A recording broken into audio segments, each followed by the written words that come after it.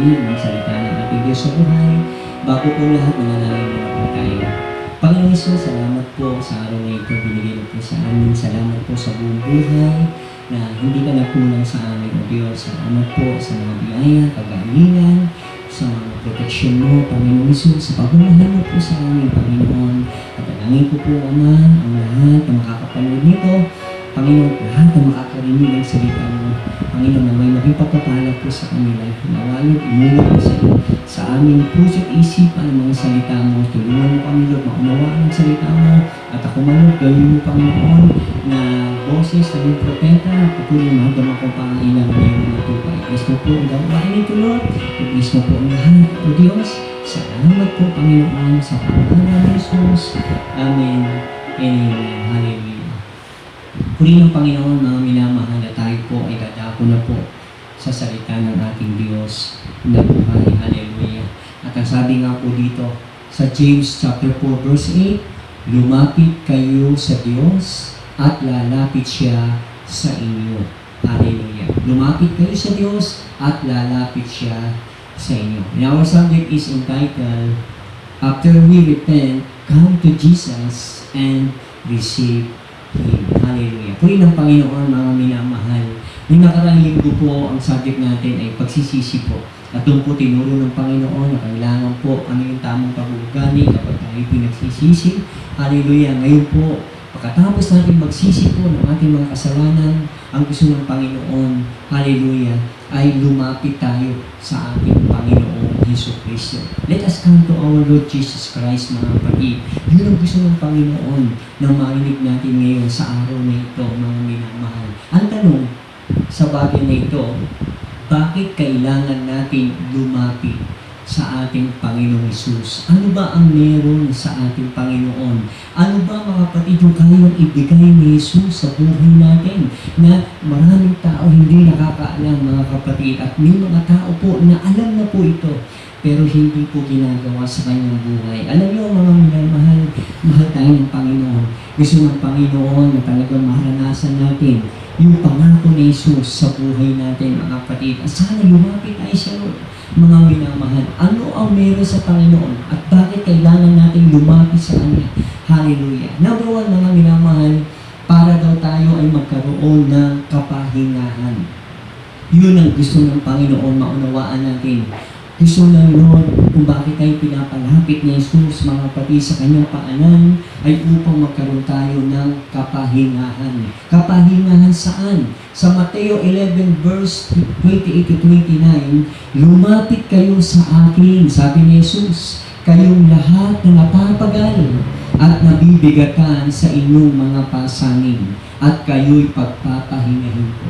Ang gusto ng Panginoon, maunawaan natin kung bakit nagtatagal yung kabigatan na nararamdaman natin. Bakit ang dami nating problema? Bakit nai-stress po tayo? Bakit nape-pressure po tayo, mga kapatid? Siguro hindi ka pa lumalapit sa Lord. Kaya ganun, mga minamahal. Kaya nararanasan natin yung kabigatan, mga kapatid. Hindi mo wala-wala sa ating balikat yung problema sa buhay natin. Hallelujah. At di natin makayanan yung problema natin kasi hindi pa tayo lumalapit kay Jesus. Ang gusto ng Panginoon, lumapit tayo sa Kanya. Mga kapatid, kahit may problema, may hadlang sa pagitan natin patungo sa ating Panginoon, dapat sikapin daw natin lumapit sa Kanya. Why? Kasi nga po, para ano po, mga kapatid, para makaranas tayo ng kapahingahan. Kapahingahan sa kaluluwa. Bilin mo, bigat na bigat ka na sa problema mo. At pagal ka na, mga kapatid, at talagang gusto mo na, mga kapatid, na makaranas sa kapahingahan dahil pagod ka na sa nararamdaman mo mga problema sa buhay. Pero pag hindi tayo lumapit kay Jesus, lalo tayo madadang, lalo tayo mabibigatan, mga kapatid.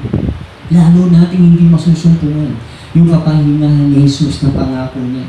Sa verse 29, sabi ng Panginoon, pasanin ninyo ang aking pamatok. Mag-aral kayo sa akin, ako ay maamo at mababang loob, at makakasubong kayo ng kapahingahan para sa inyong mga kaluluwa. Talagang ginagarantiyan ng Panginoong Hesus. Hallelujah, yung kapahingahan, mga kapatid, ang ating mga kaluluwa. Gusto mo, Lord?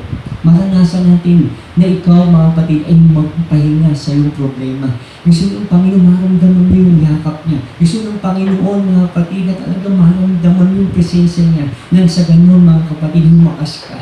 At tumayapa, mga kapatid, yung nararamdaman mong mga unos sa iyong mga buhay. Lumapit tayo sa Lord.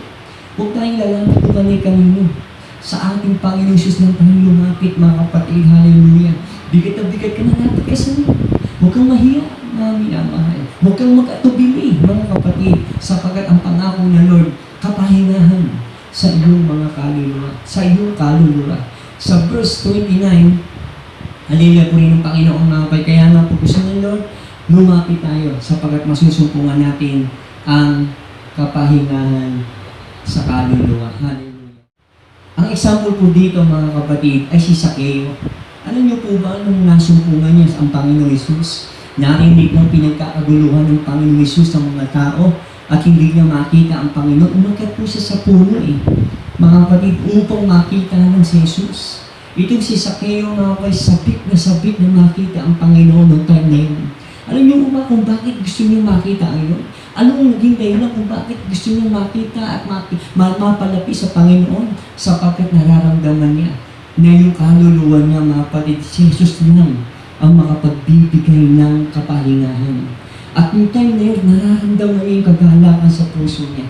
Nararamdaman niya, mga kapatid, na pumatayapa siya. The more na tinitigil niya ang Panginoon, the more na nilalapitan niya ang Panginoon, the more na ina-accept niya ang Panginoon sa kanyang buhay. Nararamdaman niya yung kapayapaan ng kaluluwa.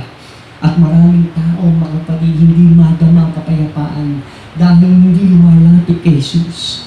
Mga kapatid, ayaw ng Lord na hindi mo malaman ang katotohanan. Mga kapatid, na ang gusto ng Panginoon, sa Kanya lang masusumpungan ang kapahingahan. Huwag na tayong pumunta kahit kanino. Huwag na tayong mag-atubili, mga kapatid, sapagkat ang gusto ng Lord, diretso ka sa Kanya. Tularan natin si Sakeo. Alam mo po ba ang nagawa po, mga kapatid, nung naramdaman ni Sakeo yung kapahingahan sa kanyang kaluluwa, nung namit niya ang Panginoon, ano sabi niya kay Jesus? Panginoon, ibabalik ko po ng doble yung aking nakuha sa mga tao. Ibabalik ko po ng doble, Panginoon. Hallelujah. Biruin mo. Andun yung pag-aanakan niya magbago ng buhay. Nandun yung pag-aanakan niya talaga yung maipakita sa Lord, maiparamdam sa Panginoon na gusto niyang magbago. At talagang gusto niya mapalapit kay Jesus. Hallelujah. Sapagat naramdaman niya yung kapayapaan ng kanyang kaluluwa. Nararamdaman po yan, mga kapatid. Kapag namit mo ang Panginoon sa buhay mo, tinanggap mo si Jesus sa buhay mo, nilapitan mo si Jesus, at isinuko mo ang buhay mo kay Jesus, mararamdaman mo yung kapayapaan. Yung kapayapaan, mga kapatid, na hindi katulad ng kapayapaan binibigay ng sanlibutan. Ano sabi ng Panginoon, mga minamahal? Iniiwan ko sa inyo, sabi ng Lord sa mga alagad, yung aking kapayapaan. At ang aking kapayapaan, hindi katulad ng mundo ito. Ang aking kapayapaan, hindi sa kabila na may kalungkutan sa mundo ito, sa kabila na maraming problema sa mundo ito, pero kapag nasa iyo kapayapaan ni Jesus, magpapahinga ka sa iyong gawain. Mararamdaman mo, mga kapatid, na ikaw magiging maligaya sa piling ng Panginoon at mawawala, maglalaho yung kabigatan na nararamdaman mo. Purihin ng Panginoon, kapayapaan, kapahingahan ng kaluluwa. Hallelujah. Kaya ito si Sakeo, mga kapatid, grabe yung pagkasabik niya na magbago ng buhay. Grabe yung pagkasabik niya, mga kapatid, na isuli yung mga pera na kolekta niya, nakuha niya sa mga tao. Isusuli rin niya ng doble. Wow, hallelujah. Ganyan po yung nagagawa ng kapahingahan sa soul. Yung nagagawa ng kapayapaan galing sa Panginoon. Talagang masaya ka, mga kapatid, na hindi na bali na mawalan ka ng pera. Ang mahalaga po, mga kapatid, masumpungan mo ang Panginoon Jesucristo. Praise God, hallelujah. Pangalawa, mga kapatid, bakit kailangan natin lumapit sa Panginoong Jesus? Pangalawa po, para magkaroon tayo ng contentment. Una, kapahingahan ng kaluluwa, masusumpungan natin. Pangalawa po, mga kapatid, yung contentment, yung kakontento sa buhay. Mahalaga po na matuto tayong makontento sa buhay, mga kapatid. Hallelujah. Ano sabi ng Bible? Sa John 7, verse 37 to 39. Sa huli at pinakatanging araw ng pista, tumayo si Jesus at malakas na sinabi, ang nauuhaw, ay lumapit sa akin at uminom. Kung nararamdaman natin, ikaw na tayo na masumpungan sa Jesus. Kung nararamdaman daw po natin na gusto natin marinig si Jesus sa buhay natin, lumapit daw tayo sa Kanya at uminom.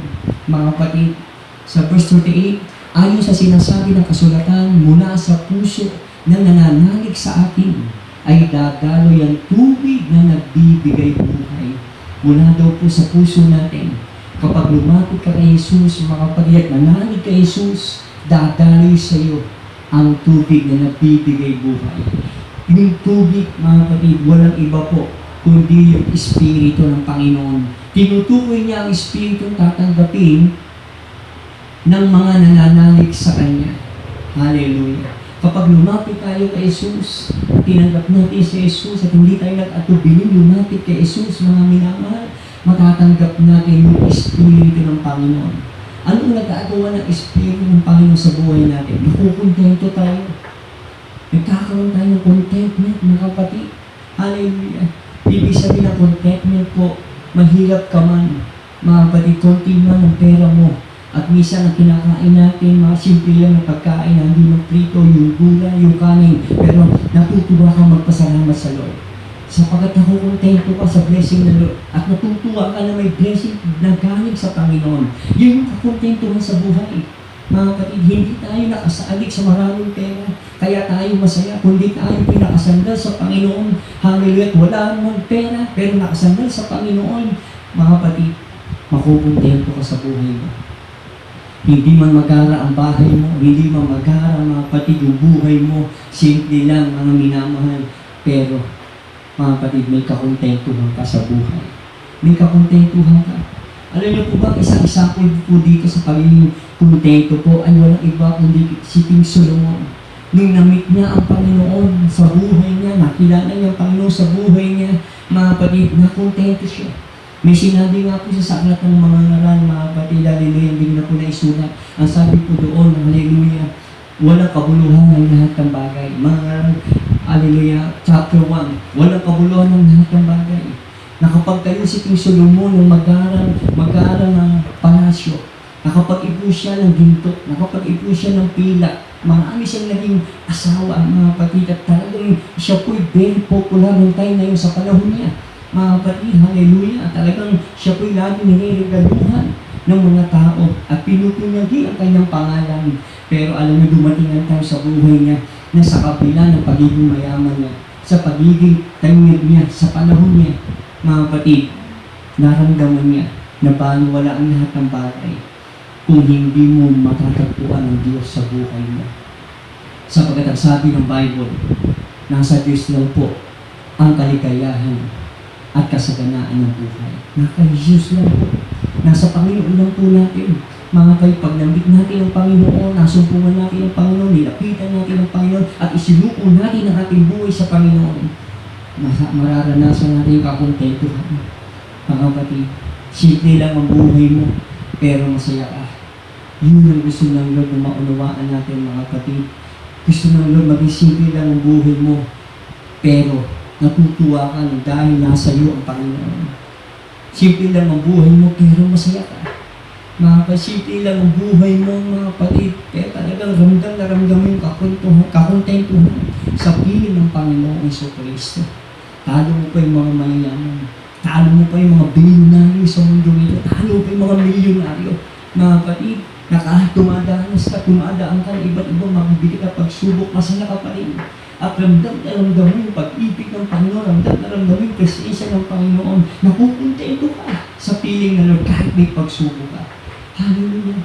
Yun ang gusto ng Lord. Yung maandaman natin yung kakontentuhan. Satisfied ka na sa piling ng Lord kahit ikaw padaanin pa ng pagsubok. Kahit padaanin ka pa ng kahirapan, kahit padaanin ka pa ng pag-uusig, kahit padaanin ka pa ng maraming karamdaman. Kontento ka na sa piling ng Lord. Hindi ka aangal. Hindi mo siya ipag-iisipan ng masama sapagkat satisfied ka sa piling ng Lord. Yun ang gusto ng Panginoon. Kakontentuhan sa buhay. At maraming tao walang kakontentuhan sa buhay. Kaya ako mga kapatid, bili dito, bili doon, punta dito, punta doon, at talaga nagpapatayo ng magharang bahay, may bahay na, nagpapatayo pa, may kotse na, nagdadagdag pa, mga kapatid, may damit na maganda, nagdadagdag pa ng maraming mga damit, hindi na ko kontento. Pero kapag naka-Jesus ka, at nasa piling mo ang Panginoon, nasa puso mo ang Panginoon, simple lang ang buhay mo, mga kapatid, simple lang yung hanap buhay mo. Pero kontento ka, nararamdaman mo yung kasiyahan sa piling ng Panginoon Jesucristo. Hallelujah. Naalala ko din po si Pablo. Nagsabi niya, inaari niyang basura lahat ng bagay na meron siya. Makilala na niya ang Panginoon Jesus. Manatili lang siya sa Panginoon Jesus. Mapaglingkuran lang niya ang Panginoon Jesus. Kontento na siya. Ginagawa niyang basura ang lahat ng bagay. Meron man siyang pera, kanyag man siya, matalino man siya sa sekular, pero inaari niya ro kung basura yun. Basta huwag lang siyang lalayo kay Jesus. Huwag lang siyang ilalayuan ng Panginoon Jesus. Yun yung gusto niyang gawin sa buhay. Yung mapaglingkuran si Jesus habang siya ay may buhay. Yun yung may kakontentuhan. Yun yung may kakontentuhan, mga kapatid. Kaya pinapalapit tayo ng Diyos sa Kanya. Pinapalapit tayo ng Panginoon Jesus sa paanan niya. At isubo natin yung sarili natin. Alisin natin yung pride sa puso natin. Sapagkat gusto ng Lord makilala natin siya. Para magkaroon ka ng kakontentuhan. At matuto kang magpasalamat sa Lord. At matuto kang ipangaral ang Panginoon sa maraming tao. Napakasarap kapag nasumpungan mo si Jesus sa buhay mo. Hallelujah. May kakontentuhan ka na mararamdaman sa buhay mo. Pangatlo, mga kapatid, bakit kailangan pa natin lumapit sa Panginoon? Para tayo magkaroon ng buhay na ganap at kasiyasiya. Gusto ng Lord maunawaan natin. Hindi natin masusumpungan sa tao o sa trabaho man o sa laki ng sahod. Mga kapatid, yung buhay na ganap at kasiyasiya sapagkat matatagpuan lang yan sa ating Panginoong Jesus. Ang sabi ng Bible, John 10 verse 9 to 10, Ako ang pintuan, sabi ni Jesus. Ang sino mang pumapasok sa pamamagitan ko ay maliligtas. Papasok siya at lalabas at makatatagpo ng pastulan. Hallelujah. Para daw tayong tupa, na kapag lagi daw tayo mga kapatid, labas-masok sa harapan ng Lord, sa kanyang kaharian, sa kanyang piling, bilang isang tupa, pag pumapasok ka sa piling ng Lord, kapag bilang tupa, sumusunod ka sa piling ng Panginoon, sa utos ng Panginoon, mga kapatid, kinikilala mo sa Diyos sa buhay mo, makakatagpo ka ng pastulan. Makakatagpo ka ng pastulan. Hallelujah. Sa verse 10, naparito ako upang ang mga tupay magkaroon ng buhay. Isang buhay na ganap at kasiyasiya. Isang pastulan na kung saan gusto ng Lord, nandun lagi tayo kumakain. Isang pastulan na puno-puno ng pagkain. Isang pastulan, mga kapatid, na nandun yung proteksyon ng Panginoon. Isang pastulan na pwede kang makatulog. Pwede kang humimlay doon sa pastulan na yun. Na hindi ka makakaramdam ng nervyos, hindi ka makakaramdam ng pangamba, hindi ka makakaramdam ng takot sa buhay mo kapag nasa piling ka ng Panginoon. Kaya mahalaga po na tayo po lumalapit kay Jesus, mga kapatid, kung maaari po sa lahat ng pagkakataon, lumapit tayo kay Jesus. Huwag tayo mag-atubili. Huwag tayo magdalawang isip na lumapit kay Jesus upang tayo po'y makasumpong ng tinatawag na green pasture. Ang sabi na aklat ng Awit chapter 23, ang sabi doon, mga kapatid, the Lord is my shepherd, I shall not want. Ang aking Panginoong Isus, ang aking pastol, at hindi ako mangangailangan. Alam niyo po ba? Hindi ka mangangailangan kapag nasa iyo si Jesus. Ang ibig sabihin na hindi ka mangangailangan, kayang i-provide ng Lord yung lahat ng kailangan natin. Hindi ka na mangangailangan. Huwag kang malungkot, huwag kang mag-atubili, huwag kang mangamba. Sa oras ng kahirapan, sa oras ng karamdaman, sa oras ng pagsubok sa buhay, hindi ka mangangailangan. God will provide. Yun ang sabi ng Lord. Kaya niyang ibigay. Kung hindi ka pa nga nagsasalita, kaya niyang ibigay yan. Basta't manatili ka sa piling niya. Lumapit ka lang lagi sa piling niya. At kung may kabigatan ka, mga kapatid, kausapin mo siya. Kung may nararamdaman kang bigat sa buhay mo at gusto mo mag-alok sa Panginoon, lumapit ka kay Jesus. At dadalhin ka niya sa green pasture. Ang minamahal. Kaya minsan, nagtataka yung may ibang tao. Hanap ng trabaho pero hindi makasumpong. Pero yung isang Kristiyano, mga kapatid, mahirap ang buhay pero masipag. At nandun yung pananampalataya sa Panginoon. Hindi pinapahirapan ng Lord makasumpong ng trabaho. Why? Kaya i-provide ng Lord yung trabaho eh. Kaya i-provide ng Lord yung ating kagalingan. Hallelujah. Ang dami pong nagkakasakit ngayon. At may mga nagkakasakit talaga na hindi na gumagaling at namamatay. Pero kapag isa kang Kristiyano, at maraming Kristiyano talaga, na bagamat pinahintulot ng Lord sa karamdaman, pero gumagaling dahil meron siyang Panginoon Jesus. Meron siyang Panginoon. Meron siyang great healer, ang ating Panginoon Jesus Kristo. Why? Sabi niya, pati hindi na tayo mangangailangan. Ibig sabihin, hindi tayo pababayaan. Basta lagi ka lang dumikit kay Jesus. Lagi ka lang mag-unload kay Jesus. Lagi ka lang lumapit kay Jesus. At hindi ka mangangailangan. Ang Lord ang bahala sa iyo. Ang Lord ang bahala sa atin, mga kapatid. Maging faithful lang tayo sa Panginoon. Sa panahon natin ngayon, na may COVID, maging faithful tayo sa Lord. Hallelujah. Ang daan ng tao, mga kapatid, down na down ngayon. Pero lagi lang tayo lumapit kay Jesus. Sapagkat ang pangako ng Lord, hindi tayo mangangailangan. Dadalhin tayo sa green pasture.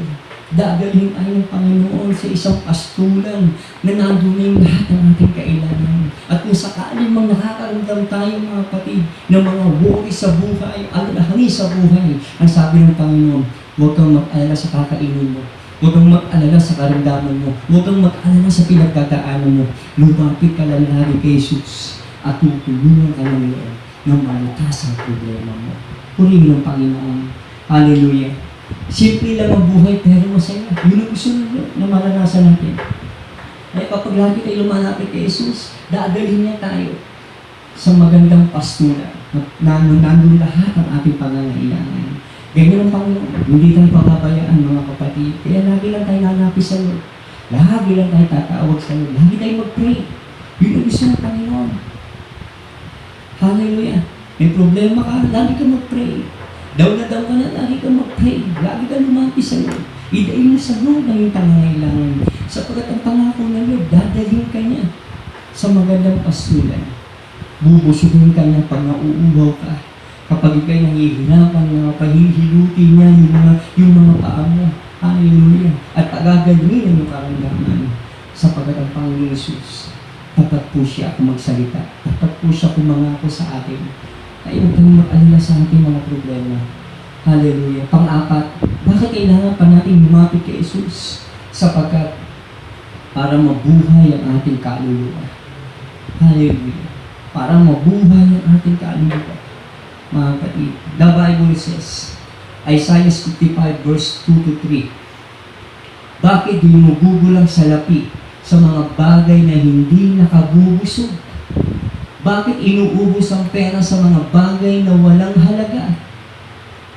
Makinig kayo sa akin at sundin ang utos ko at matitikman ninyo ang pinakamasarap na pagkain. Hallelujah. Ang gusto na Lord, maunawaan natin mga kapatid, may masarap na pagkain ng Panginoon para mabuhay ang ating kaluluwa. Hallelujah.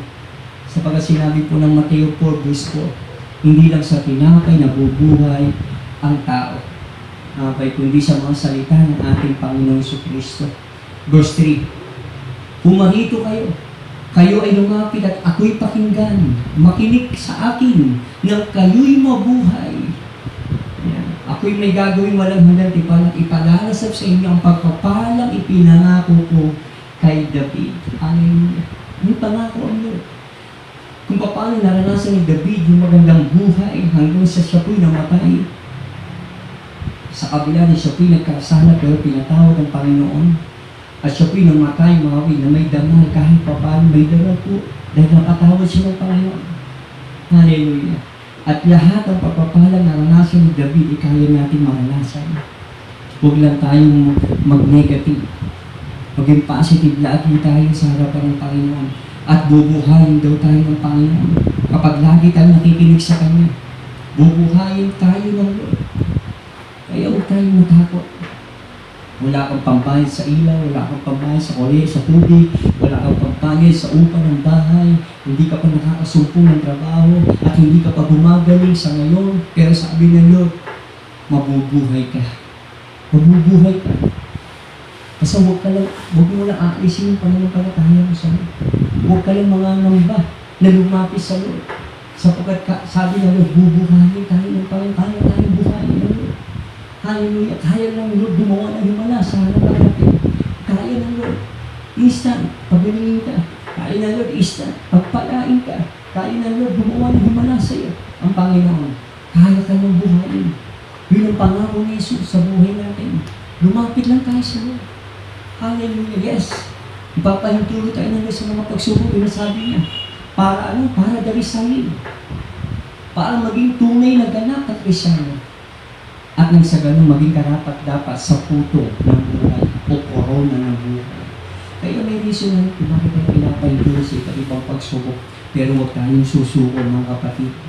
Huwag tayong susuko sapagkat bubuhayin tayo ng Panginoon. Dito pa lang sa mundo nito, kaya niya tayong tulungan. At lalong-lalo na kapag bumalik na ang Panginoon Jesus, hindi ka nakalilimutan. Basta't manatili ka sa paanan ng Panginoon Jesus Cristo. Hallelujah. Purihin ng Panginoon. Praise God. Kaya nga dito sa Mateo 4 verse 3 to 4, dumating yung manunukso, nag-aayo ng Panginoon, at ang sabi ng manunukso, dumating ang manunukso at sinabi kay Jesus, kung ikaw ang anak ng Diyos, gawin mong tinapay ang batong ito. Tinutokso ng demonyo ang Panginoon. Habang siya nag-aayuno, hindi pa time para kumain, pero tinutokso na po ng demonyo ang Panginoon na gawing tinapay yung bato. Mga kapatid, para magkasala ang Panginoon, para mawala yung self-control niya.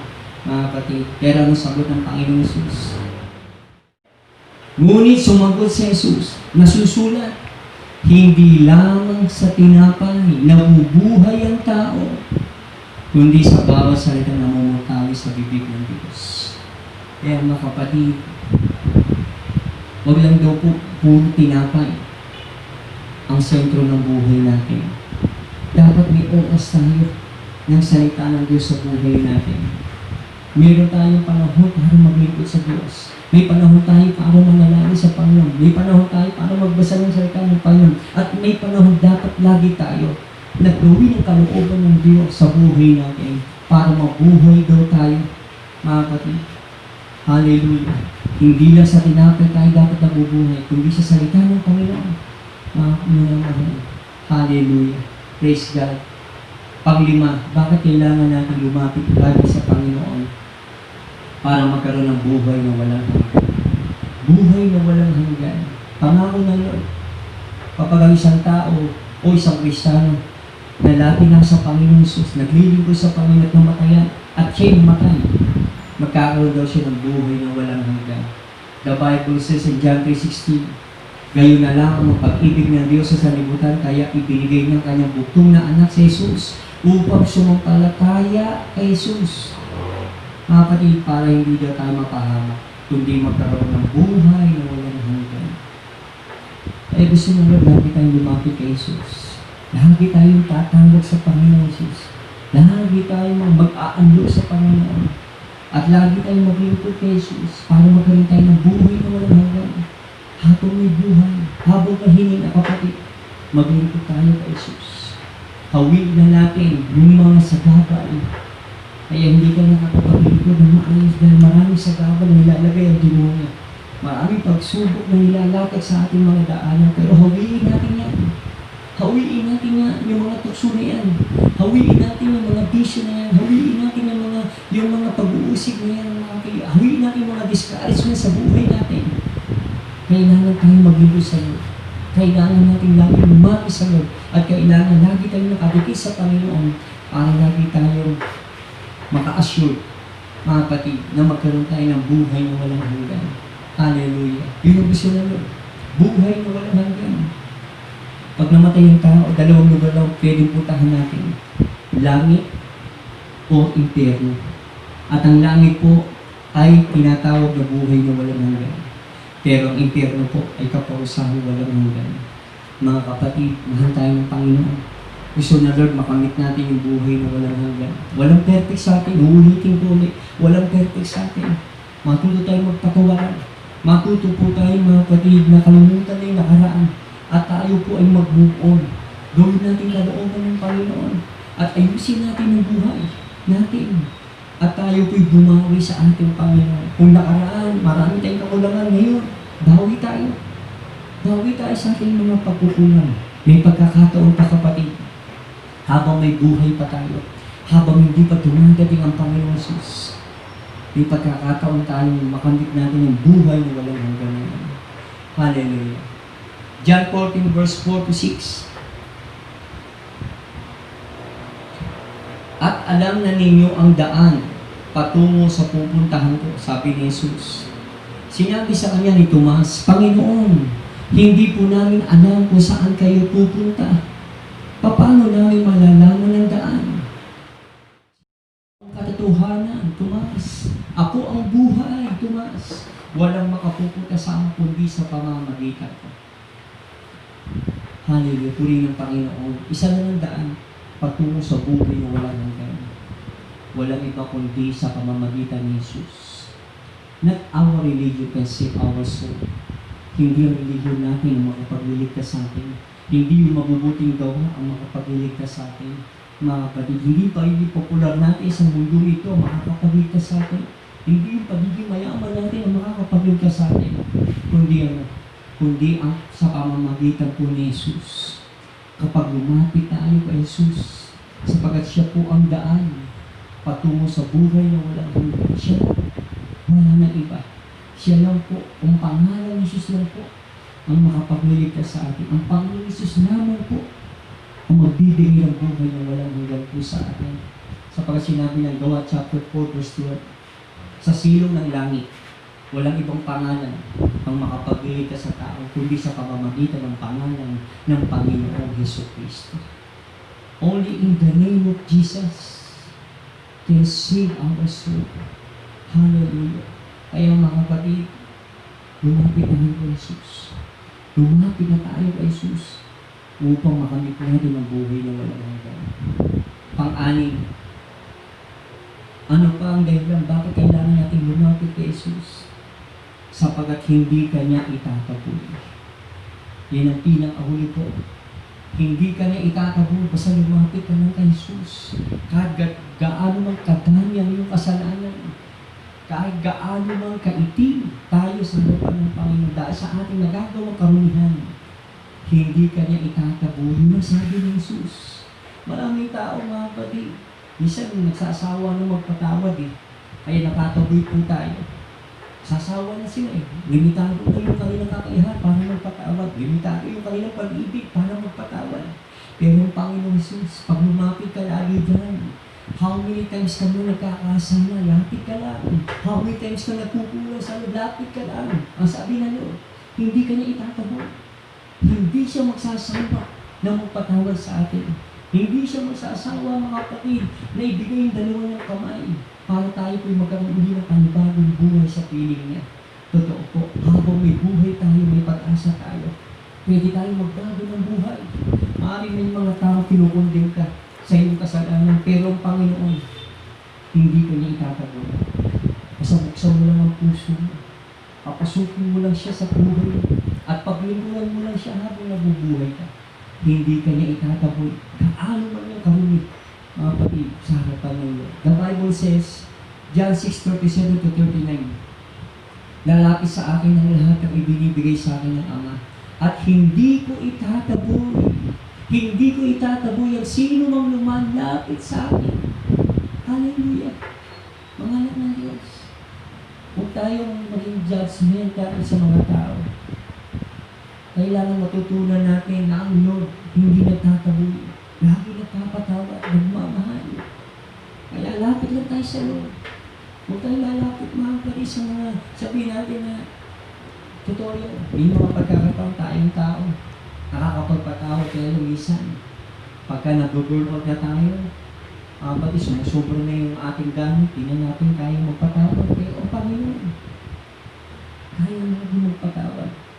Hallelujah. Sapagkat ako'y bumaba mula sa langit, hindi upang gawin ang kalooban ko, kundi ang kalooban ng nagsugo sa akin. Yung kalooban ng Ama na siya ay magpatawad sa mga tao.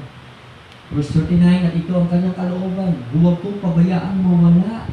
Huwag kong pabayaang mawala kahit isa sa mga ibinigay niya sa akin, kundi muling buhayin sila sa huling araw. Hallelujah. Kaya mga kapatid, humapit tayo sa Lord. Huwag tayong mag-atubili sapagkat ang sabi ng Lord, ayaw niyang may mawawala sa mga tupay. Kapatid, pinakausap tayo ng Panginoon. Ito na yung panahon para tayo lumapit sa Lord. Ito na po yung panahon para tawagin natin ang Panginoon Jesus. Mas maganda siguro sa Lord ka mag-atub, sa Lord ka lumapit, sa Lord ka magtulala, at sabihin mo sa Kanya ang iyong mga kasalanan. Sabihin mo sa Kanya ang iyong mga pagkukulang. Lahat tayo may mga pagkukulang. Lahat tayo nagkakamali. Lahat tayo nagkakasala. Kaya lagi na tayo lumapit sa Panginoon upang sa ganang mga minamahal ay maranasan natin ang pangako ni Jesus sa buhay natin. Una, magkaroon ng kapahingahan ng kaluluwa natin. Pangalawa, magkaroon tayo ng kakontentuhan sa buhay natin. Pangatlo, mga kapatid, hallelujah, mabuhay ang ating kaluluwa. Magkaroon tayo ng buhay na walang hanggan. Hallelujah, purihin ng Panginoon. Kaya gusto ng Panginoon, lumapit lang tayo kay Jesus. Lahat tayo, even Christian ka o hindi, lahat tayo pinapalapis sa Lord. Alam mo, napakasarap na lagi tayo lumalapis sa Lord. Ito, minsan nakakahiya na magpakita ng kahinaan sa kapwa mo. Even your own family. Mahirap. Totoo. Kasi baka manghina sila. Lalo na sa ibang tao, baka i-judge ka. Kapag nakikita ka, umiiyak. Pero isa naman pinaka-sigurado para hindi ka pumakahiya. At sigurado tutulungan, lalakapin ka.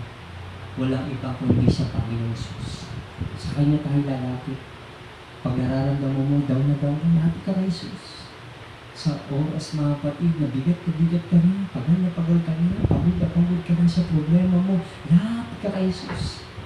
Because Jesus is the only way para maampat yung kabigatan mo. Para maramdaman mo yung kapayapaan. Para maramdaman mo yung kapahingahan. Para maramdaman mo yung yakap ni Jesus. Hallelujah. Mahal tayo na yun, kapatid. Ako man. Lahat tayo maraming problema. Lahat tayo nabibigatan minsan. Kaya sabi ni Jesus, huwag kang magsawang lumapit. Huwag kang magsawang lumapit kay Jesus. Mahal ka na yun. Hallelujah. Kaya mga kapatid, humigit po tayo at manalangin sa Panginoon, salamat. Tinuro sa amin ko bakit kami kailangan lumapit sa iyo. Salamat, Lord, sapagkat nasa iyo pa na kapayapaan. Nasa iyo pa na kapahingahan ng aming kaluluwa. Nasa iyo pa na yung kakontentuhan na gusto namin maranasan. Nasa iyo pa na, Lord, yung pagkabuhay ng aming kaluluwa. Nasa iyo ang buhay na walang hanggan. Panginoon Jesus, tunay, Lord, hindi mo pala kami itataboy. Kapag kahit pa namin kami nagawang kasalanan sa iyo, basta lumapit lang kami, tapos puso magsisi na kalalanan at lumapit ang gabing ka. At hiling, Lord, na magbago ng buhay. Hindi mo pala kami itataboy. Salamat sa iyo. Lord, para kasi po mga nangihina ngayon, abutin mo po sila. Panginoon, yung mga bibilan ngayon dumadaan sa pagsubok, Lord, pag-amin mo kanyang dinaraanan. Pag-amin mo kanyang mga dala-dala. At madama nila ang pag-ibig mo. Madama nila ang possession mo. Magsilakas po sila. Sino man ang may karamdaman, pagalingin mo po sila. Tunawin mo mga buo sa aming katawan. Tunawin mo, Lord, ang mga uri ng kalamdaman meron kami, Lord. High blood man to, diabetic man to, Panginoon, ulcer man to, Panginoon, stroke man to, Lord. Pagalingin mo ang bawat isa. Ibangon mo ang bawat isa. Pagpalain mo ang bawat isa sa material na bagay. Upang sila, Lord, makabain ng pagkakautang, makatulong sa kanilang pamilya para may pagkain lagi sila. At makatulong sa gawain mo. Bigyan mo ng trabaho ngayon, Panginoon. Hallelujah. At patuloy, Lord, tulungan mo yung mga anak na makasurvive. Tulungan mo kami, Panginoon. At napagpatuloy na makinig ng salita mo. Lord, ano po kami aasahan pa sa buhay namin. Lalo na ngayon may virus. Tunay, Lord, na walang nakakaalam kung kailan kumita man o hindi. Pero Lord, sa piling mo, siguradong puproteksyonan mo po kami. Kaya umaasa kami sa iyo. Lumalapit kami sa iyo, Panginoon Jesus. You are the only one. Panginoon, ikaw lang ang nag-iisang daan para maligtas kami at maligtas sa aming problema at kumaan ang aming mga dinadala. Panginoon Jesus, salamat po, Ama, sa salita mo at nawa, Lord, naging blessing ito sa nakakarinig at nadama nila ang position mo, Panginoon. Lord, sana huwag kami magsawa na mag-abang at makinig ng Bible study online na ito. Panginoon, tuwing Sabado. Lord, ikaw na kong bahala sa lahat at mula sa aming Bishop Louie, sa lahat ng Kagad Glory Pastor at sa lahat ng mga workers and elders sa ibang church mo, Lord. Inagaw mo po kami. Huwag mo kami kalimutan sa pagkakalit mo. Isama mo po kami sa iyong pagkakahalian sa pinamahangami sa tuyong kapatiran at mga pastor namin at Bishop. Salamat po, pinagpapala ko ang lahat. Pinagpapala ko mga anak na makinig sa araw na ito. Sa pangalan po ni Jesus. Amen. Amen. Hallelujah.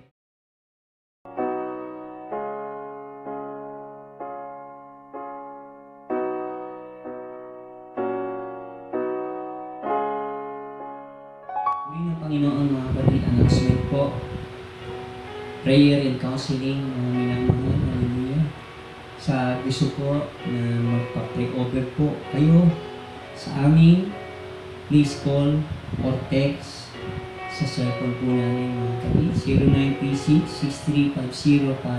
0936-6350524. At sa mga gusto po na tanggapin si Jesus at magpabaptize sa tubig sa pangalan ni Jesus, ay pwede po kayo tumawag yan at usapin niyo po ako at i-schedule din po natin kung sa ganun po magkaroon po kayo ng tunay na relasyon sa ating Panginoon.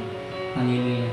At isang araw po tatapik natin yung kahalagahan po ng kapanganakan sa tubig, yung pagiging born again. Mga kapatid, isang araw po tatapik natin yan para maliwanagan nyo kung bakit kailangan after na we receive our Lord Jesus Christ and we accept Jesus Christ, ay kasunod po na dapat ay maipanganak tayo sa tubig sa pangalan ng Jesus. Susunod po tatapik po natin yan para mamuha po ninyo. Hallelujah. Praise God. Sa ating Facebook page, take nyo lang po yung Jesus Christ Sugat Be the Glory Taytay Satellite. At ganoon din po yung YouTube channel natin ay Jesus Christ Sugat Be the Glory Taytay Satellite. Hallelujah. Sana manood po tayo every Sunday sa ating Bishop Louie, mga kapatid, sa worship service natin. At ito naman po ang ginagawa natin Bible study online. Kung Sabado po, and after that, pwede po natin ulit-ulitin po yun. Hallelujah po yun ng Panginoon. At dadaka naman po tayo sa tithes and offering. Mga kapatid, kung magpapadala po kayo, yun yung mga kaloob, ay sa Palawan Express padala po, pwede po. Ang receiver po ay si Sister Chedora Andres. Ito po yung kanyang cell number, 0935-476-7619. At lagay niyo po yung relationship na churchmate, mga kapatid. At i-forward nyo rin po yung pangalan po ninyo, contact number nyo, kay Sister Doris Andres para po hindi na po siya mahirapan, mga kapatid. Pakikumpleto lang yung pangalan nyo at saka yung contact number saka yung amount. At i-forward mo po sa kanya kapag kayo po ay natulog na inyo po ikaw po ang handog. Hallelujah. Puri ng Panginoon, salamat po sa mga nanood sa araw na ito, sa mga pinagpala kayo ng Panginoon, patuloy na lumakas kayo, at nawa ay patuloy na makinig tayo. Abangan po natin kung Sabado po itong ginagawa natin Bible Study Online para maabot po kayo at mapakain kayo ng ating Panginoon Jesus, ng ating pastor dito po sa Taytay Satellite. Kaya ating Sabado po, abangan mo po yan mga kapatid. At pag Sunday naman, yung ating Bishop Louie ay magpipis po, live streaming po. Kaya habang inantay po natin yung normal na gatherings, ay online muna po tayo. Sana huwag kayong magsawa, mga kapatid na manood, at ibahagi po ang salita nito ng ating Panginoon. At sinisigaw po natin na mga basic teaching muna po tayo para pwede nyo po i-share po yan sa mga kakilala nyo, sa mga unbelievers pa, kung wala pa sa Panginoon, or same as Christian, para po ma-encourage po sila at patuloy na lumakas po. Salamat po sa inyong pagbibigay ng oras po. Pagpalain po kayo ng Panginoon ng Hallelujah. Praise God. Salamat po.